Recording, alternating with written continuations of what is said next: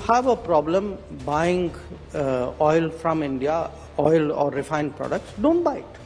Nobody forced you to buy it. हम doctor Jaishankar ने बात की है अमेरिका के बारे में और उन्होंने जिस तरीके से एक तरह से समझे कि डांट लगाई है अमेरिका का जवाब सामने आया। रूस से तेल खरीदने पर विदेश मंत्री जयशंकर का बड़ा बयान है।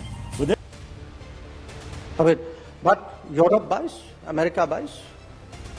So you don't like it, don't buy it. विदेश मंत्री एस जयशंकर ने बताया कौन है सबसे बड़ा खरीदार। उन्होंने कहा कि रूसी तेल का सबसे बड़ा खरीदार भारत नहीं है, चीन रूसी तेल का सबसे बड़ा क्रेता है। रूसी तेल खरीदारी को लेकर बार बार भारत को आंख दिखाने वाले अमेरिका को भारत का दो टूक जवाब सुन को आप कैसे देखते हैं इस सारे इस वक्त सिचुएशन को भारत और अमेरिका की? एक पहला तो जयशंकर साहब ने बोला कि भाई आप हमारा तेल खरीद क्यों रहे हो, मत खरीदो। किसने बोला? मैं अभी सुनना चाहिए। भारत के विदेश मंत्री डॉक्टर जयशंकर स्पष्ट तौर पर पश्चिमी देशों को भारत की तरफ से क्या मैसेज दे रहे हैं। विदेश मंत्री डॉक्टर जयशंकर का रूसी तेल को लेकर मैसेज बहुत क्लियर है। आपको भारत से तेल खरीदना है खरीदिए, नहीं खरीदना मत खरीदिए। यानी खरीदार है एलएनजी का सबसे बड़ा खरीदार यूरोपीय यूनियन। हम रूस यूएस दोनों से तेल खरीदते हैं।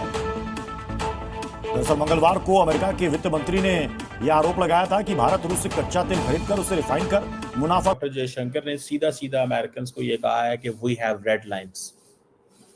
और ये जो इंडिया यूएस। नमस्कार दोस्तों, जय हिंद। एएलएन भारत में आपका स्वागत है। दोस्तों, भारत के विदेश मंत्री एस जयशंकर एक बार फिर सुर्खियों में हैं। रूस से कच्चे तेल की खरीद को लेकर पश्चिमी देशों द्वारा लगाई जा रही लगातार नसीहतों और दबाव पर जयशंकर ने करारा जवाब दिया। उन्होंने साफ शब्दों में कहा, अगर भारत रूस से तेल खरीद रहा है तो इसमें किसी को दिक्कत क्यों?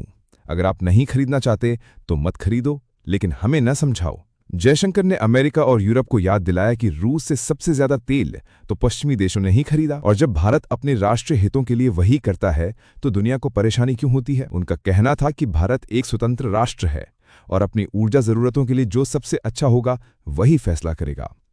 इस बयान के बाद वॉशिंगटन से लेकर ब्रसल्स तक हलचल मच गई। विशेषज्ञों का मानना है कि जयशंकर का ये बयान सिर्फ रूस तेल की डील पर नहीं बल्कि भारत की आत्मनिर्भर विदेश नीति का प्रतीक है। पश्चिम को साफ संदेश, भारत अब किसी के दबाव में आने वाला नहीं है। पिछले कुछ सालों से भारत ने रूस से तेल खरीदकर अपनी ऊर्जा लागत कम की है और इसका सीधा फायदा भारतीय उपभोक्ताओं को मिला है। यही कारण है कि भारत महंगाई पर नियंत्रण रखने में सफल रहा है। जयशंकर के इस बोल्ड स्टेटमेंट के बाद साफ है कि भारत अब वैश्विक मंच पर अपनी शर्तों पर खेल रहा है। बढ़ते हैं वीडियो। डील है, इसके ऊपर वो कह रहे हैं कि जो आप हमें तंग कर रहे हैं, हमारे साथ आप ज्यादती कर रहे हैं, दिस इज अनफेयर। और आप अगर रशिया के तेल से आपको बहुत प्रॉब्लम है तो आप ना खरीदें, आप ये तेल ना खरीदें, हम दुनिया में कहीं और बेच देंगे।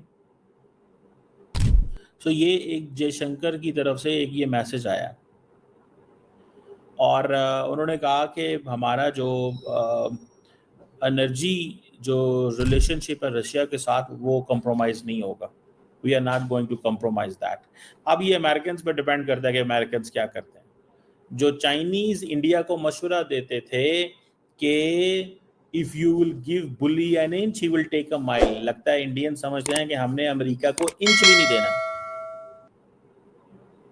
सो ये एक चीज है। वो कहते हैं ये चाइना के ऊपर ये कानून अप्लाई नहीं होता, ये इंडिया के ऊपर कानून आपके अप्लाई होते हैं, तो हम ये नहीं बर्दाश्त करने वाले। अब वो उन्होंने सारी की सारी लिस्ट निकाल ली है। जब से यूरोपियन यूनियन ने बैन किया सबसे ज्यादा तेल किसने लिया है, वो ये कह रहे हैं। स्टैटिस्टिक्स भी दूंगा कि कितना तेल अमेरिका भारत से खरीद रहा है। वही रशियन तेल जो इंडिया आया रिफाइंड हुआ, रिलायंस में, जामनगर में या कहीं पे भी, या नायरा रिफाइनरी में कहीं पे वो रिफाइन हुआ और वो कितने लोगों ने, कितने कंट्रीज ने खरीदा और कहां कहां गया। वो यूरोप भी जा रहा है, वो अमेरिका भी जा रहा है, लेकिन सबके सब क्या बोल। वो कह रहे हैं जी जब से यूरोपियन यूनियन ने बैन किया है सबसे ज्यादा तेल पाइपलाइन, जो गैस पाइपलाइन है वो तो यूरोपियन यूनियन के पास आई है 37%, चाइना के पास 30%, तुर्की के पास 27%। ना वो कहते हैं तुर्की को कुछ कहते हैं, ना आप चाइना को कहते हैं, और European union itself pipeline gas ले रही। एलएनजी वो कह रहे हैं रशिया से जो 51% LNG है वो यूरोप ले रहा है, चाइना 21%, जापान 18%। वो कहते हैं क्रूड ऑयल हम 38% ले रहे हैं, चाइना 48%, 47% ले रहा है। हमारा आपको 37% क्रूड ऑयल चुभता है, लेकिन यूरोपियन यूनियन की जो गैस पाइपलाइन से जो गैस आ रही है 37% वो आपको नहीं चुभ रही। यूरोपियन यूनियन जो LNG ले रही है 51% वो आपको नहीं चलती। Oil products other than that तुर्की 26% ले रहा है, चाइना 13%, ब्राजील 12%, इंडिया भी कोई 6-7-8%। तो वो कहते हैं हमें क्यों कर रहे हैं? कोल इंडिया 19% ले रहा है, चाइना 44% ले रहा है उधर से। सो द क्वेश्चन इज कि ये जो बैन है यूरोपियन यूनियन के और अमेरिका के, वो कहते हैं इसमें हम तो कोई ज्यादा नहीं है। जयशंकर साहब is hinting to something big. उनका जो जयशंकर साहब कह रहे हैं, चूंकि वो बहुत ही एस्ट्यूट डिप्लोमेट है और इंडिया के लिए तो आई मीन मुझे नहीं याद है कि इतना एस्ट्यूट, इतना strong leader as a foreign minister मैंने कभी देखा हो। मेरी मतलब जब से मैंने इन चीजों को समझना शुरू किया है। तो जयशंकर साहब का जो पूरा बयान है उसको मैं अपने तरीके से समराइज करता हूं। उनके कहने का ये मतलब था कि जब रशिया ने यूक्रेन वॉर के बाद हमें ऑयल ऑफर किया डिस्काउंटेड प्राइस पे, तो बाइडेन एडमिनिस्ट्रेशन ने इंडिया से कहा कि you should go ahead and by the oil. Biden administration ने यह कहा ये इसलिए जरूरी है क्योंकि ऑयल की जो प्राइसिंग होगी वो मार्केट में बहुत ज्यादा महंगी हो जाएगी और हाहाकार मच जाएगा, और इसकी वजह से वो ये चाहते हैं कि आप रशियन ऑयल को खरीदें और उसको रिफाइन करके उसको सेल आउट करें। बिकॉज इंडिया जो ये कर रहा था अचानक से इतना बड़ा जो है वो इतना बड़ा जो डिसीजन है ऐसे नहीं लिए जाते।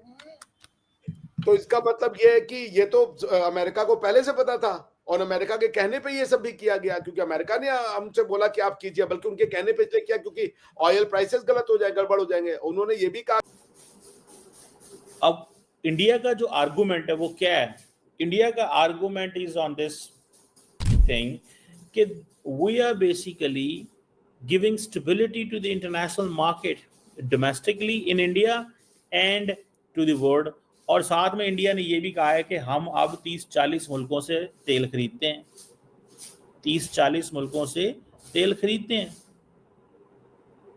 और ये वो चीज वो कह रहे हैं कि ये आप जो है ऑयल जो है इसको मार्केट जो है वो स्टेबलाइज करती है।